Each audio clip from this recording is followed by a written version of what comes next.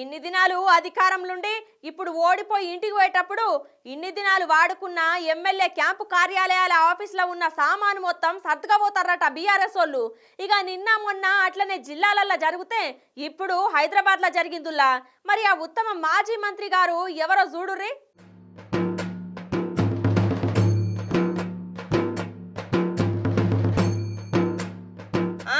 ముందుగాల ఫోన్లా అన్నయ్య ఏదో ముచ్చట మాట్లాడుతుండు, ఇందాం పార్రి. గవర్నమెంట్ ఆఫీస్ నుంచి ఎట్లా పోతాయి ఎట్లా? మీరు మాట్లాడరు కదా, మీరే కదా మాట్లాడింది. నాగరికే నాంపల్లికి వస్తున్నాయని మీరే చెప్తున్నారు అన్న.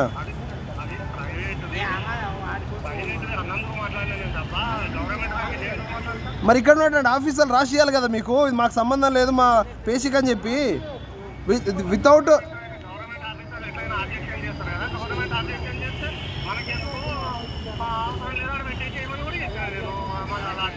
అబ్జెక్షన్ చేసుడు లేకుంటే మాటలతోని కాదన్న, పెన్ను పేపర్ మీద ఉండాలి కదా.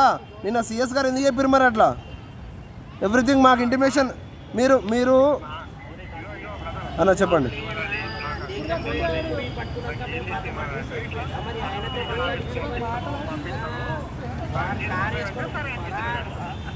సరే సరే. ఏంది ఏమో ఫోన్లో మాట్లాడిండు, ముచ్చటైతే గింత సుత నాకు అర్థం కాలేదని పరేషాన్ అవుతున్నారా?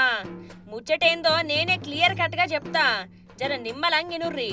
మాజీ మంత్రి శ్రీనివాస్ గౌడ్ ఆఫీస్కెళ్లి ఫైల్స్, కంప్యూటర్లు ఇంకా సామాన్లను తీసుకుపోతుంటే బోయు విద్యార్థి సంఘం నాయకులు అడ్డుపడ్డారు.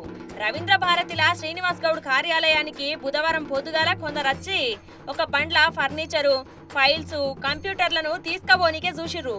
ముచ్చట తెలిసి ఎమ్మటేగాడికి చేరుకున్న విద్యార్థి నాయకులు వాళ్ళని అడ్డుకున్నారు. ప్రభుత్వానికి సంబంధించిన సామాన్ను ఎట్లా తీసుకుపోతారని గట్టిగానే నిలదీసిర్రు. ఇక దీని మీద సైఫాబాద్ పోలీస్ స్టేషన్లో ఫిర్యాదు చేసిర్రు విద్యార్థులు.